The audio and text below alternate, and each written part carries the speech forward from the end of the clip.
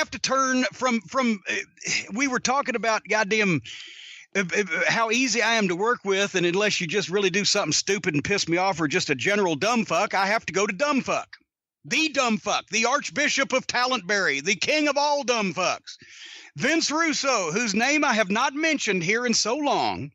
And there's a backstory to this. I hope the cult is enjoying catching up because I haven't been able to tweet about a lot of this stuff.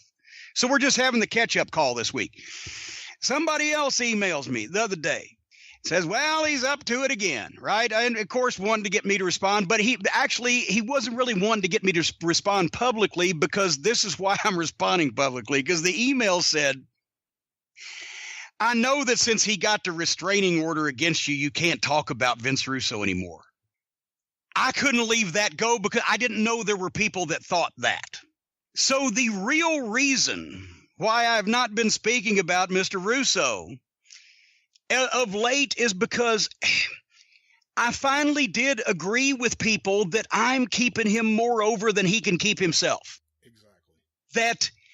That he has such a limited audience and people have seen through the shit by now. And plus I've been standing back and letting other people take him apart with facts. Anybody from Mike Johnson to Dave Meltzer to anybody else who Meltzer actually said he wouldn't go on Russo's show until his IQ dropped to the level of an eggplant. But I mean, just at this point, people have seen through him. So we had the fun with the restraining order, raised the $3,700 for the Crusade for Children. It's the only thing he's ever written that's actually generated money for any good cause.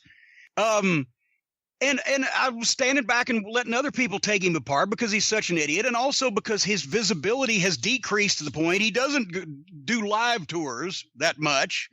Because actually also Sean Oliver's new book mentions that when they brought him up for a show a couple of years ago, a video shoot where there's going to be a live audience and it was at the wrestling convention and everything, so many of the boys either wanted to beat him up, said they were going to beat him up, or he thought they might want to beat him up, that they put him at a hotel under an assumed name, a different hotel, and had security bring him from that hotel to his event and stay with him, not for the fans, for the fucking boys. But anyway, so with all of this, right, I haven't mentioned him for a while because I got to the point where, okay, now I'm going to call some attention to his shit, and that's going to be counterproductive because my mission in life has been to keep him from making as much money as I can in the wrestling industry. Even if it costs me, I've turned down shit to keep him from making it. But now if I keep talking about him, and this is why I'm going to get it out here today and then not do it again, if I keep doing it, it's going to start making him money. So he did another video where he bullshits people about his bullshit a while back and said some stupid shit. And I didn't want to respond to it because he was trying to hawk the fucking video. And that's the reason why he was saying it. So now that the video is probably not sold and is selling less than ever, and I'm not going to tell you where it is or how to find it, I would comment on a couple of things, because the one guy, what he had emailed me about was that, listen to the story that he told. He talks about Jeff, and this is a great week for Jeff. Jeff's going in the WWE Hall of Fame this week, Vince, or this month, or whenever the fuck. And he told a story that Dixie called him yelling at him when she sent Jeff home about the situation with Karen.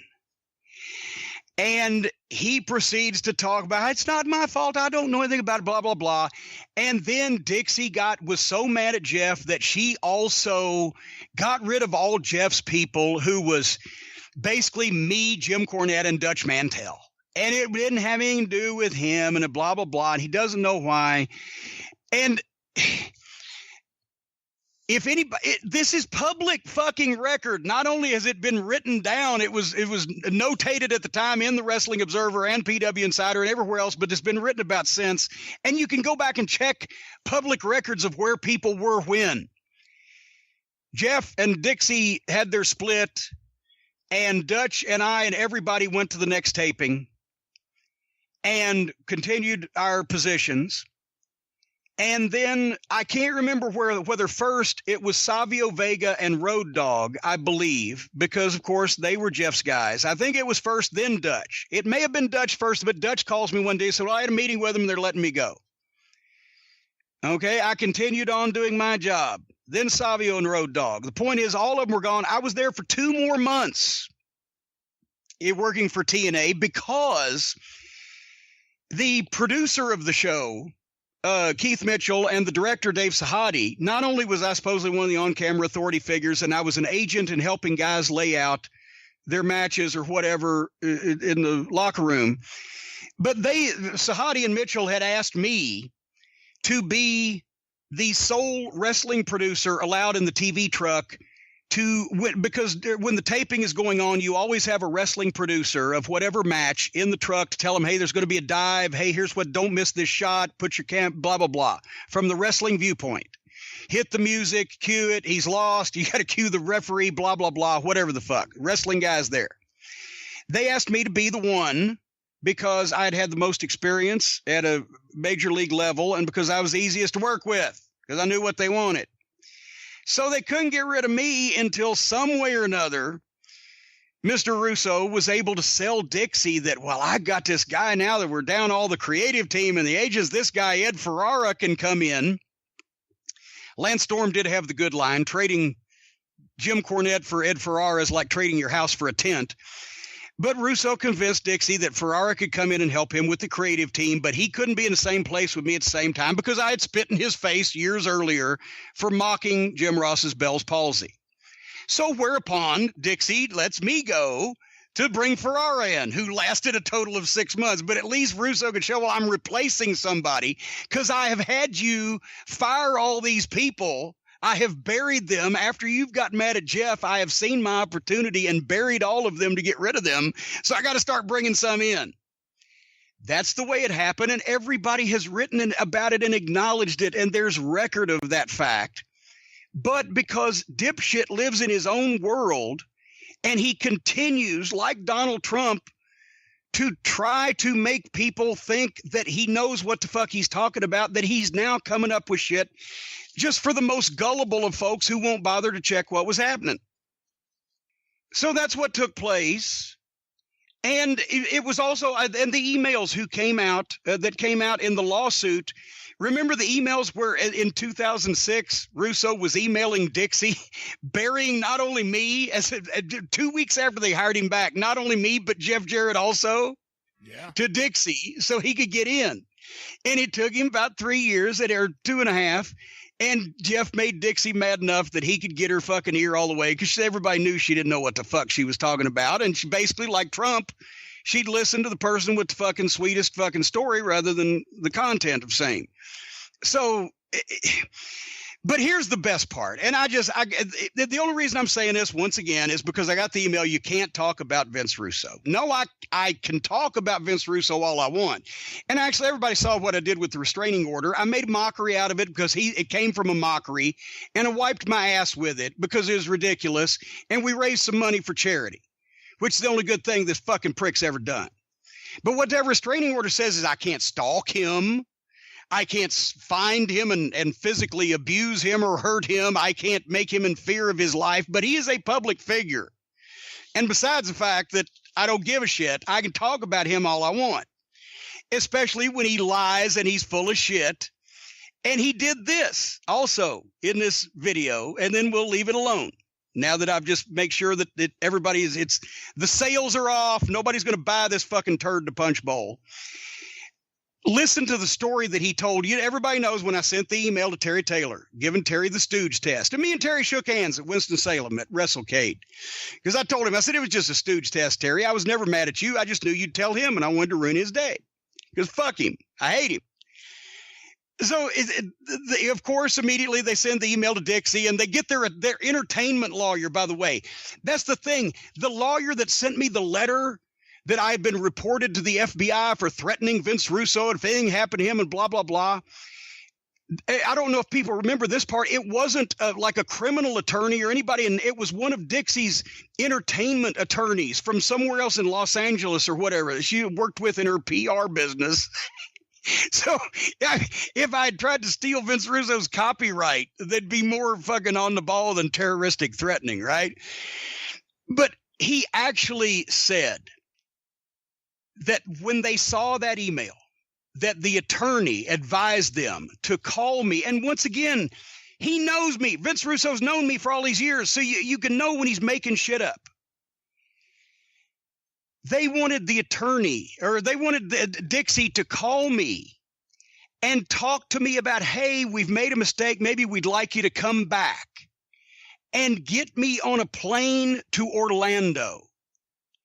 And when I would get off the plane in Orlando, they would have me arrested for making terroristic threats. Deception, let me count the ways. Number one, everybody knows I wouldn't be flying. Vince Russo has known me for 22, 23 years. And the time that we worked in TNA in Orlando, I never flew. I haven't been on a plane in almost 20 years except to go to England, and he knows that. Secondly, why would they fly me to Orlando to talk about coming back when their office was in Nashville and it's a 3-hour drive from where I live?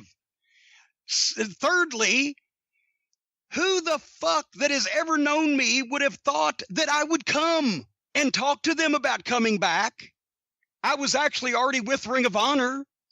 And lastly, but bestly, what do you think anybody, Terry Taylor or anybody else in that company that had known me for years would have said if it had been suggested, Vince, if you make Jim Cornette spend 30 seconds in a jail cell, you think you've got trouble now?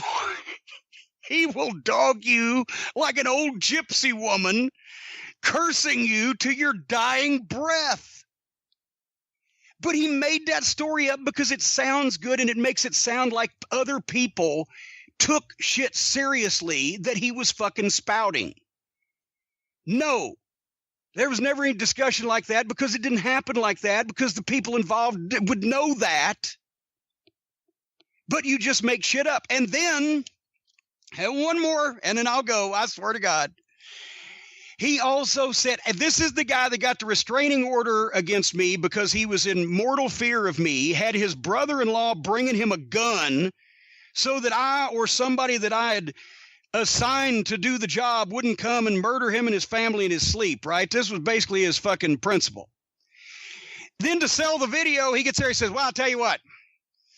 I'm done with Jim Cornette. I can't talk like an idiot like that, but I'm done with Cornette. Sometime sooner or later, we're going to be in the same place as each other. Well, first he said we could have a boxing match. He get a trainer and I'll get a trainer. We'll just beat the piss out of each other and leave it there. Not understanding good old fashioned hatred and the fact that, no, I want to beat the shit out of you, but I don't want to let you hit me. So I would try to hit you from behind with a table lamp, you fucking moron. A boxing match. But then he says, sometime we're going to be in the same place the same time. And then I've had it. He can take his shot. But if he does, he better kill me. I swear to God, he said this. He can take the shot, but he better kill me because I've had enough. I would have been happy to make you happy, Vince, but you got a restraining order against me. So not only am I not supposed to take the first shot, which I would have taken, but I'm not supposed to be in the same place as you at the same time, which I'd be happy at this point to do. Because the only time, and I told the folks at WrestleCade year before last that I would not be there when I was previously booked, gave them plenty of notice, because somebody had announced shithead to be there. And I said, I'm not going to go to jail in Winston-Salem on Thanksgiving weekend. And so I declined, but I also told the guy who brought Shit Stain there and the promoter of the event who didn't want him there to begin with, I said, this one's on me. The next time he needs to pull out if there's a conflict, because it's a foregone conclusion, and he knows this. There will be physical altercations and law enforcement involved if we are ever in the same place, same time again. That's a foregone conclusion. Don't piss me off any further, motherfucker, with your fucking running your fucking dick liquor, because I'll make it a place sooner than later, and closer than further, and your fucking restraining order can get fucking torn up and shoved up your fucking ass real easy. Don't keep, because I've been off of you, asshole. So you just stay the fuck off of me, especially if there's anybody still stupid enough to believe the shit you make up. We're going to be all fine, but I just wanted to bring this to everybody's attention that this fucking idiot now to sell a video says if I hit him, I better kill him, but we're going to be in the same place sooner than later. Apparently, he intends to violate his own restraining order, which would be fine with me, but he won't, and he's not, because he's gutless, and he's desperate now, and nobody will talk to him. And this whole thing, if you'll recall, Brian, the whole restraining order thing, you remember what set that off last year at the Hall of Fame? They had me induct the Rock and Roll Express, and I did the Table for Three with Eric Bischoff, where we had a pleasant chat about what a fucking idiot Vince Russo is, because that's everybody's prevailing opinion that's ever been around him. And he got so mad, he stirred me up, running his dick liquor, and I responded and put him in such fear and his family in fear that they were shivering in their fucking homes and getting guns from the goddamn, just from the things that I'd said. I've never been around him, never been to his fucking house or his property or his place of work. Doesn't have one. Just the things I said made that gutless piece of shit so fucking frantic that he went through all of that. And now to sell something because he was mad because the WWE acknowledged us because we had legitimate talent and made a contribution. And now he's doing the same thing. He's running his mouth about me again. And he's probably going to do the same thing about Jeff because he's mad because the WWE won't have a secretary return his fucking email. He's a failure. He's a fraud. He's a liar. He's a con man. And he's fucking pathetic. So just in case anybody thought that I'm not allowed to talk about Vince Russo, that was my talk about Vince Russo. Now I'm not going to get him over anymore. And I'm going to let him wallow in his own obscurity. But, Vince, if you do want to be in the same place with me at the same time, upcoming in the future, and violate your own restraining order, I've indicated to you what will take place. And I wouldn't be upset to do it. So good day to you, sir. I did say good day. And that, hopefully, will be the last time we speak about all that crap. But, Jim? I sincerely hope so. Because, well, I know when you keep feeding the trolls, is that what the kids call it? But, you know. Remember what I said a year ago, Jim? How many hookers do you throw into a dumpster fire before it's too many hookers? Well, now it depends on the size of the dumpster, doesn't it? It depends on the size of the fire. It might depend on the size of the hookers.